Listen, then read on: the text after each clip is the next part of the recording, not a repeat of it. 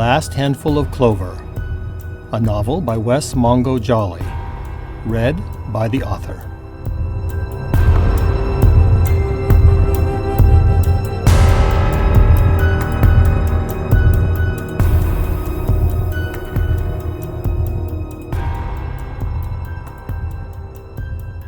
Chapter 36. Safeway. June 6, 1:27 p.m. Standing in the produce aisle, Michelle saw that her hand was shaking.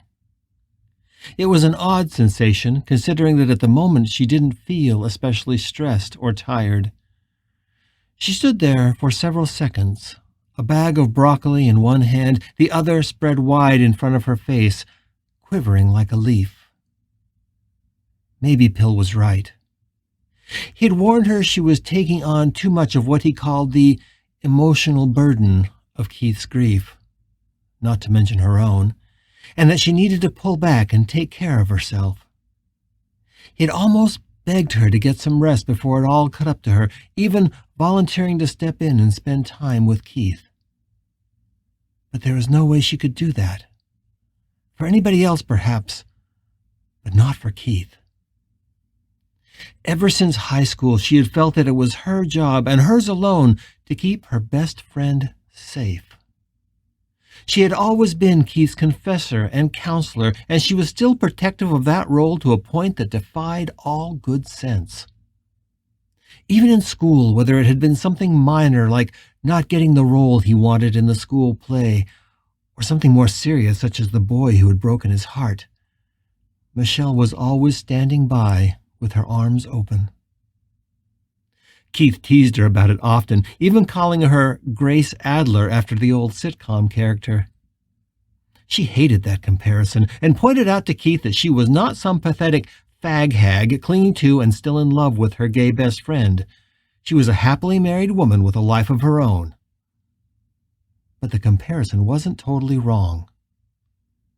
Michelle wasn't in denial. She knew very well that she was in love with Keith, at least a little, and had been ever since they were teenagers. It was kind of cliché, she knew, to be the straight girl in love with her gay best friend, but unlike Grace Adler, Michelle had always been fiercely independent and no slave to her heart. Keith's coming out when he was 15 and she was 16 put everything she was feeling into perspective. She quickly adjusted to the idea that the big wedding with Keith that she'd been planning was no longer in their future.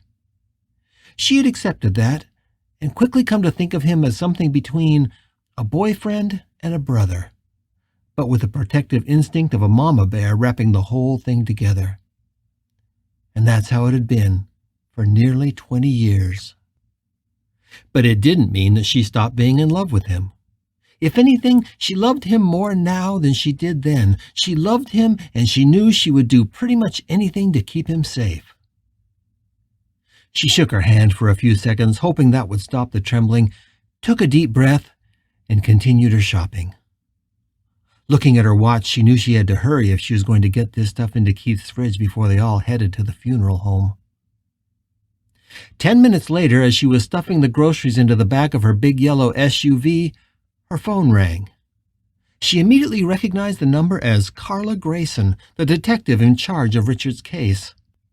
They'd first met Grayson the night of Richard's murder, when the two of them were still covered in Richard's blood and nothing seemed real. They were sitting on the back bumper of an ambulance, trembling under a shared silver blanket, while the cops swarmed all over the neighborhood and the paramedics kept checking them for signs of shock. It was then that this kindly, matronly woman walked out of the shadows. She silently sank to her knees in front of the pair and took both their hands in hers. She didn't speak for a long time. She just knelt there and held their hands, and Michelle could see the woman had tears in her eyes as well. Long before Michelle knew that Carla Grayson was a detective, she thought of her as a guardian angel. She had interviewed them that night, sitting on the bumper of the ambulance, and then accompanied them home. She'd called in the psychologist, but by that point, neither she nor Keith wanted to talk to anybody but Grayson. They'd had their formal interviews the next morning, and the detective had called several times in the days that followed, always leaving Michelle with the feeling that she really just wanted to make sure she and Keith were both doing okay. Michelle thought she'd never met a person with such natural empathy as Carla Grayson. "Hello, Detective," Michelle said as she put the last of the groceries in the SUV and slammed the door. "Hi, Mrs. Kalani," the detective said, her voice strained. Michelle thought the woman sounded tired. She leaned back against the car and examined her free hand, noting it had stopped shaking. "What can I do for you, Miss Grayson? Anything new to report?" "Not much, I'm afraid. We're continuing the investigation, but until I have something more substantial to tell you, I can't really say much about how it's going. I'm sure you understand." That was pretty much her standard response to that query, and Michelle expected it. "I certainly understand, but I saw the picture of that boy on the news." "Yes, Howard Gunderson. We have to release the name and the mugshot when someone is charged. Gunderson is just a few months past his 18th birthday, so he won't be tried as a juvenile, and a lot of information went public when he was charged." "I find it hard to believe," Michelle said, rubbing her eyes. "He's so young, and the reporter said that he had no history of violence of any kind. Do you think it was an accident, or do you think it was something random? Maybe a gang thing?" Michelle thought she detected a note of amusement in the detective's voice. "Well, that's what we're trying to find out. But no, I don't think it was a gang thing. Nothing in the boy's background would lead me to believe that would be the case. But we don't know anything for sure yet." "I understand," Michelle said. "I appreciate you keeping me up to date on things. Really, I do. And I'll tell Keith you called." "Thank you, Mrs. Kalani. I appreciate that.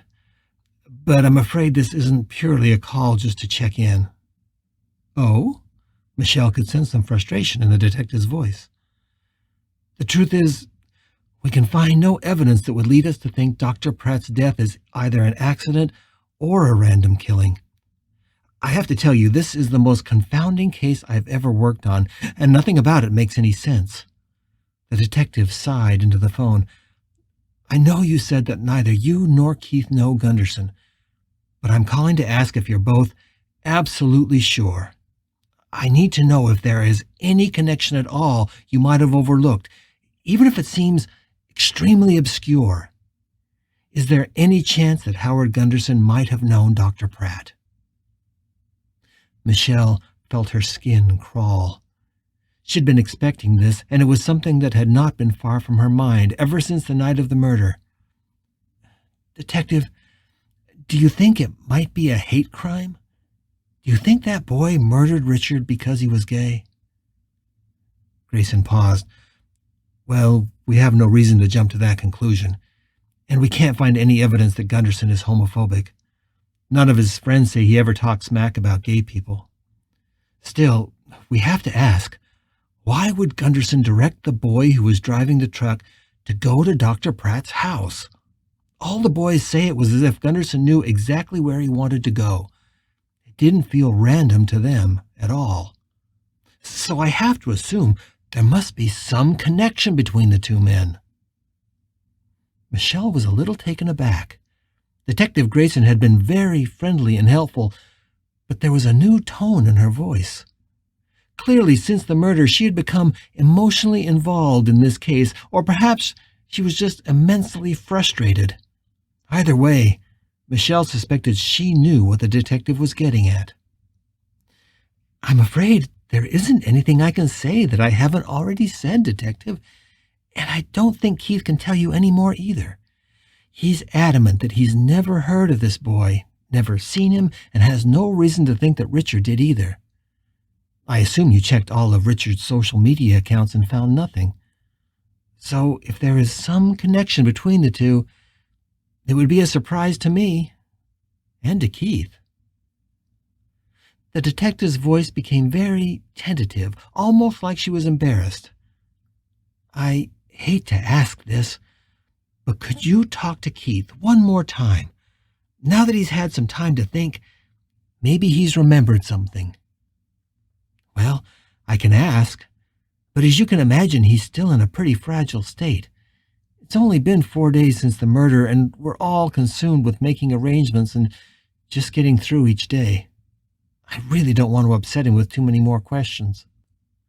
I understand, Michelle. I really do. Michelle thought this was the first time that the detective had used her first name, but rather than overly familiar, it sounded completely genuine. And I apologize for the intrusion, Grayson rushed to add. But to be honest, normally I would ask for another interview with Keith. But as it turns out, it appears I'll be off your case for a bit. So hopefully that will give Keith some time to get his feet under him before we need to chat again. Michelle was confused. Why would you be off the case? Well, it's the Valley Fair Mall attack. They've asked me to help with that, but I hope I can wrap up my role there quickly. I still feel there's so much more I need to learn about what happened to you folks that night. So little of it makes any sense. I'm just hoping somebody can give me the missing piece. Michelle took a deep breath and decided she would name the elephant in the room. Detective, I suspect what you're really asking is if either Keith or Richard was sleeping with Howard Gunderson. Is that what you want to know? The detective sighed, and for a moment there was silence on the line. Bingo, Michelle thought. Well, as I'm sure you can appreciate, it's not something we can discount, and it's not something I'd ask lightly. It's also something that Howard himself has vehemently denied. But of course, that alone doesn't mean it isn't true. She took a deep breath before continuing, and when she did, there was a note of formality in her voice, as if she was reading from a procedure manual. All I can say is at this point, neither Mr. Wu nor the victim are subjects of our investigation. The formality of that phrase sent a chill up Michelle's spine, and the detective changed the subject rather suddenly, as if she too was uncomfortable with the last thing she said. In any case, despite the craziness of the department right now, things are still on track for Gunderson's arraignment. The next step is that there will be a hearing for him in a couple of days, and that's where he'll be formally charged with Dr. Pratt's murder. It'll be his first appearance before a judge, and it also means it will be time for me to close the investigative file on the case. If I can't learn anything new, well, the district attorney doesn't need a motive to charge Gunderson with first-degree murder, so I'm sure they'll just move forward. We may not know why he did it, but that he did is open and shut. Detective, this may sound like a strange question, but will that hearing you mentioned be open to the public? Yes. First appearances are always open to the public, unless the judge says otherwise. I have no reason to think she will in this case. Will you need me or Keith to make a statement of any kind at the hearing? No, that won't be necessary. It's just a formality, really. You don't need to be there, and neither does Keith. The reason I mention it is Keith has asked me about it. I was surprised, but I think he's struggling to make sense of this far more than you and me. Hill and I have told him we don't think it's a good idea for him to go to any hearings, but he insists he wants to. I think he needs to see the boy who killed his husband in person. Not because he wants to say or do anything, but I think it's something he needs to do to make it feel more real. Grayson understood that immediately. It's something we hear all the time. In fact, the reason I told you was that I wanted Keith to know he had the opportunity to be there, if he wanted to. Hearings like this can be really important for victims to gain closure. It might be good for both of you to be there. Will there be any reporters? Well, the good news is that with this massacre at Valley Fair Mall sucking up all the news cycles, there may not be much in terms of press there. Hopefully, Keith can just show up to watch and not be bothered. Thank you, Detective, Michelle said with a sigh. You've been very kind. You're welcome. Ever since I interviewed you both the day of the murder, I've been worried about Keith. I've seen victims distraught after a crime. Sometimes the devastation they feel can be really horrible and debilitating. But I don't know if I've ever seen anyone that seemed as, she searched for the word, that seemed as fragile as Keith, or as devastated. I really want to make sure he's doing okay. If he needs counseling or other support services, I'd be glad to get a social worker out to talk to him. Michelle was touched by the compassionate tone in the detective's voice. I don't think a social worker is necessary. I've already told Keith we can help him find counseling or anything else he needs. But mostly, I just think he needs time. He's still in a very dark place. But we're hopeful. He's just desperate to know why this happened. Once he does, I think he can begin to pull his life together. I know you and your husband can help him with that. Something in the detective's voice told Michelle she really wasn't sure of that at all. Detective, I think I need to say one more thing. I can understand why you'd think Richard may be involved in this, but let me be as frank and as clear as I can. Richard was a lot of things, and he was not the easiest man in the world to get along with. He was often brash and arrogant and conceited, but I have no reason to believe he was anything other than honest with Keith. I know they both played around a bit outside of their relationship, but that's not uncommon for gay men, to be honest. I know Richard shared everything with Keith because Keith shared everything with me, and I just can't believe that there was anything going on between Richard and that boy. Carla paused, just a beat too long. Okay, I accept that. At least until I have the slightest indication that Richard and Howard might have known each other, which I honestly don't at this point. Howard denies it, and there's absolutely nothing to suggest it in any of the evidence we've uncovered so far. But we have to keep it on the table. I'm sure you understand. I do, Michelle said with a sigh.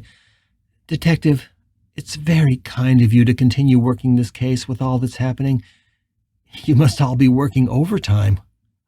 We are, but I still can't stop thinking about you and Keith and this case. So much of it just makes no sense. After a pause, the detective added, It's clear that Keith loved Richard very much. More than anything in the world, Detective.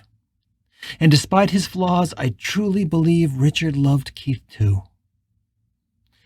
Please give Keith my best and remind him we're here if you need anything. Keith can call me any time if you think it would help. Thank you, Carla, Michelle said, suddenly feeling comfortable using the detective's first name. If there isn't anything else, I have to go. We're taking Keith to the funeral home this afternoon to make arrangements, and I have groceries in the car I have to deliver. I understand. I'll check in as soon as I have anything new to report. And we all have your number. If any of us thinks of anything more that might help, we'll call you right away. Michelle said goodbye and hung up the phone. She tried to put her phone back in her pocket, but her hand had resumed its shaking. On the third attempt, she finally succeeded.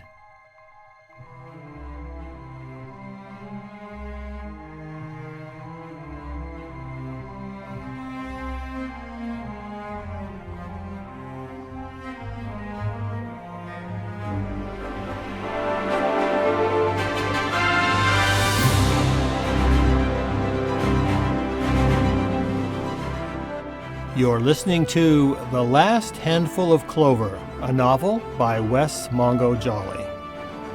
If you're enjoying this audiobook, please consider supporting the author on Patreon. That's patreon.com/Wess Mongo Jolley. And for more information, check out the author's website at wessmongojolley.com. That's WESSMONGOJOLLEY.com. Thanks for listening and stay tuned for more episodes.